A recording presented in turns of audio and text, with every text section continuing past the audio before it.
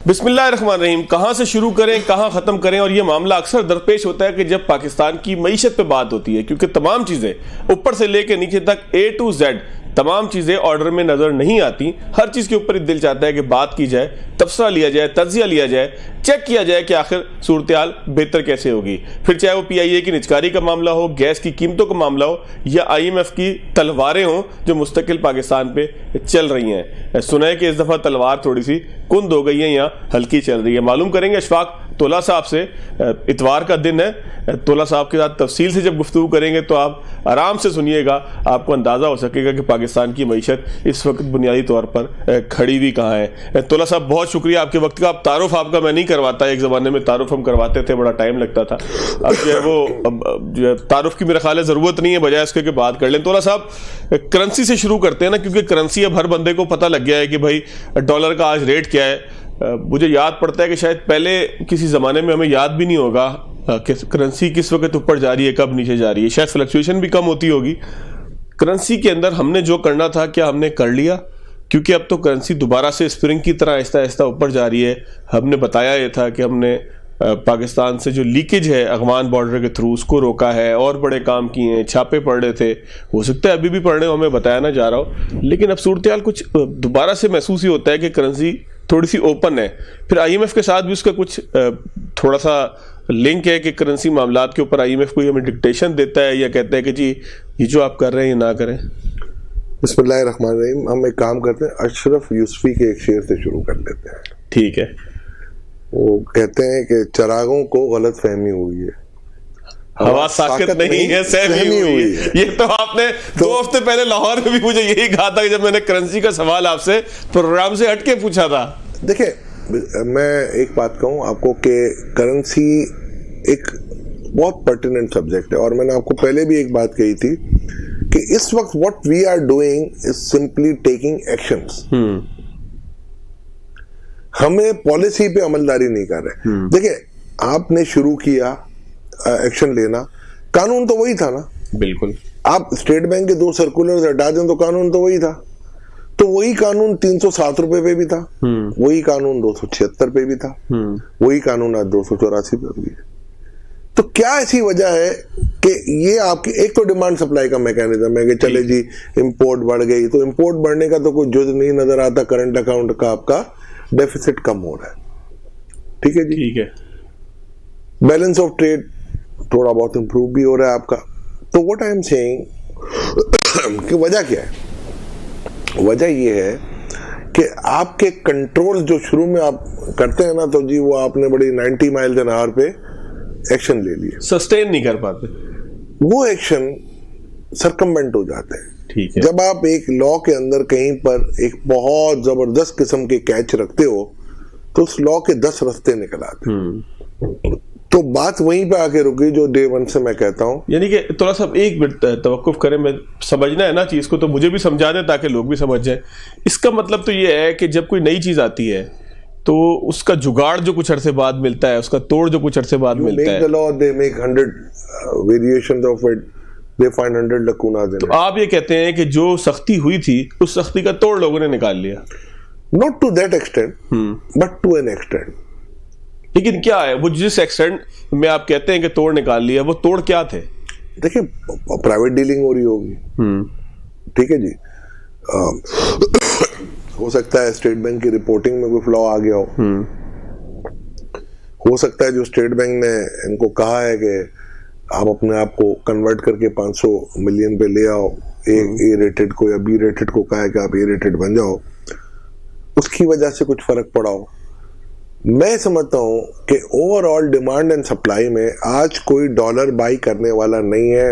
ایک منٹ تولا صاحب, ایک منٹ. نہیں, ڈیمانڈ سپلائی سے پہلے اس کا مطلب تو یہ ہے کہ جو کچھ ہوا وہ کارپیٹ کے نیچے کپڑا جو ہے وہ کچرا دھکیل دیا گیا تھا. جب جیسے ہی کارپیٹ ہٹا لو چیزیں واپس آ گئی, اور جو کچھ ہو رہا تھا اس کو کوئی پالیسی کی یا لانگ ٹرم سسٹینیبل پالیسی کی کوئی بیکنگ نہیں تھی. دیکھیں سب سے بڑا فائدہ اگر اس حکومت کو ہو سکتا تھا, اور جیسے کل پرائم منسٹر نے بھی پرسوں کہا کہ جی ہم وہ کام کر سکتے ہیں جو پولیٹیکل گورنمنٹ نہیں کر سکتی, تو کیوں نہیں کر رہے؟ کیا کرنا تھا؟ 2-3 چیزیں پوائنٹ آؤٹ کریں. آپ نے کہا 204 حوالہ ہنڈی والے ہیں پنجاب میں ہیں, 174 मेरा ख्याल है KP के में, 170 सिंध में, 61 बलूचिस्तान में, 34, सारे इनको अरेस्ट करें, उनको सजाएं देना, ताकि आइंदा कोई कारपेट के अंडर से भी काम ना करे। किस कानून के तहत सजाएं दें? बहुत सारे कानून है एंटी मनी लॉन्ड्रिंग के, हवाला हुंडी के केसेस। देखिए ना, अगर कोई 2008 के बाद का केस है तो वो तो आ जाएगा, कवर हो जाएगा, कानून मौजूद था। FIA का अपना लॉ है, स्टेट बैंक का फीरा है, तो फिर आप क्या वेट कर रहे हैं? कोशिश तो की ना तोला साहब, हो सकता है चीजें इतनी आसानी से पॉसिबल ना हो जितनी आसानी से हम समझ। हवा साकत हुई है, साकत नहीं सहमी हुई है। अच्छा, ये हमें गलत फहमी हुई थी। ये गलत फहमी है। अगर आप जब तक एक्शन नहीं लेंगे, कानून मौजूद हो और कानून के अंदर अगर आप एक्शन ना लें, तो फिर तो जाहिर बात है आप फिर कोई फर्क। कैपेबिलिटी है हमारी एक्शन की। देखिए, अब ये जब शुरू हुआ था ना मामला, तो मैं देखता था कि हमारी जो मुक्तदर हल्के हैं उन्होंने काफी इंटरेस्ट इसमें लिया था, और उस वजह से एक्शनेबल आइटम्स हो गई थी।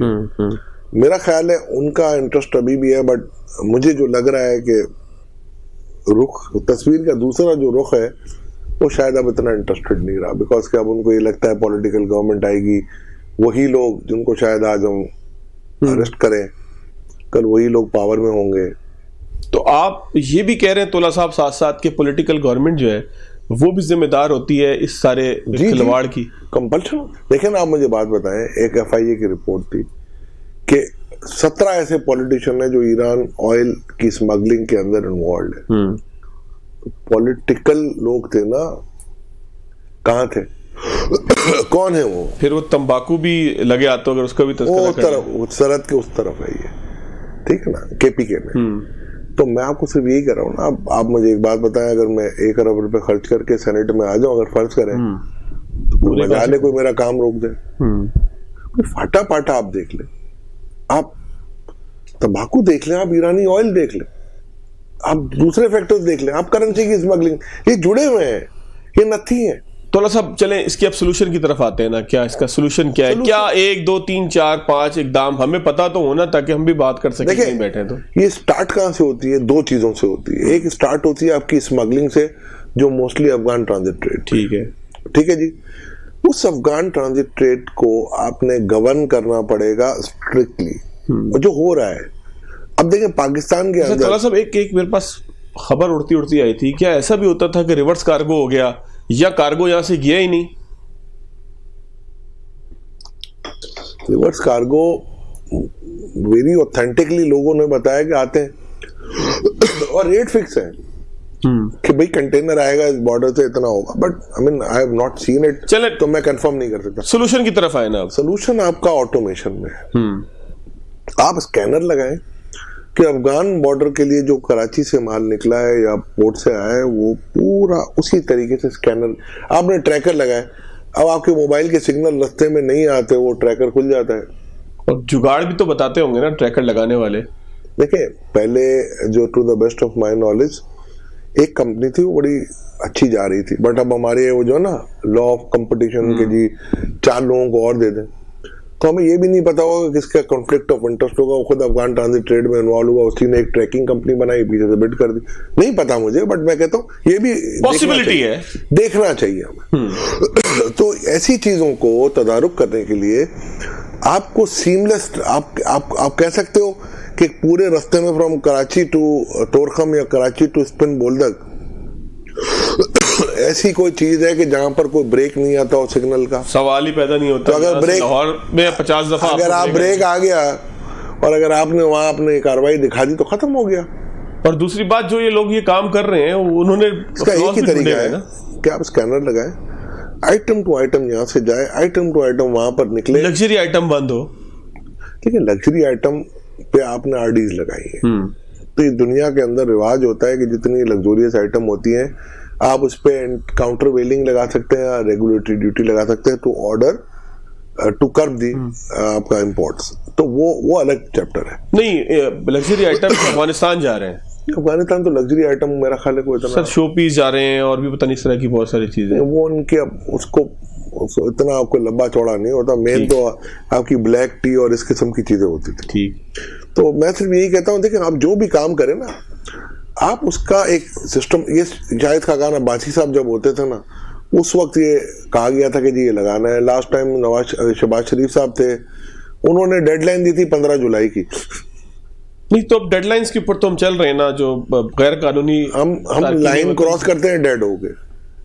اچھا ٹھیک ہے, یہ ریورس گیئر. تو اب آپ سمجھتے ہیں کہ آٹومیشن اس کا ایک حل ہے, پراپر آٹومیشن جس میں اسکینرز بھی ہوں, جس میں ٹریکنگ کا سسٹم ٹھیک ہو, تب جا کر آپ اسکینر صحیح سے آ جاتے ہیں دونوں طرف تو ٹریکنگ کی ضرورت ہی نہیں ہے. بھائی ایک گیا آپ کا, اس کے اندر پوری آپ کے پاس ڈیٹیل ہے, یہ ٹرانسمٹ ہو گئی افغان بارڈر پہ, کسٹم آپ کی سخت, تو وہی چیز نکل رہی ہے, دیکھ لے میچ ہوتی ہے, اگر کمپیوٹر ہی میچ کر دے.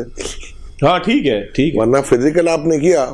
آپ میری رپورٹ پڑھ لیں, ایسی رپورٹ کے اندر یہ ساری چیزیں موجود ہیں. میں بریک لے کے اس رپورٹ کی طرف نہ آ جاؤں, ذرا بریک لیتے ہیں ناظرین, دوبارہ اس رپورٹ کی طرف آتے ہیں. اور رپورٹ پی آئی اے سے متعلق بھی پوچھیں گے تولا صاحب سے, پرائیویٹائزیشن میں انہوں نے کیا کیا, کیونکہ میں نے جب ان سے فون پہ بات کی تو انہوں نے کہا کہ یہ مجھ سے پہلے کی, میری بات کی اس طرح سے تولا صاحب آپ نے مجھے کہا کہ یہ آپ کے زمانے کی رپورٹ نہیں ہے پی آئی اے کی, لیکن ذرا پوچھ تو لینا کہ آخر اس میں تھا کیا, پڑھی تو ہوگی نا.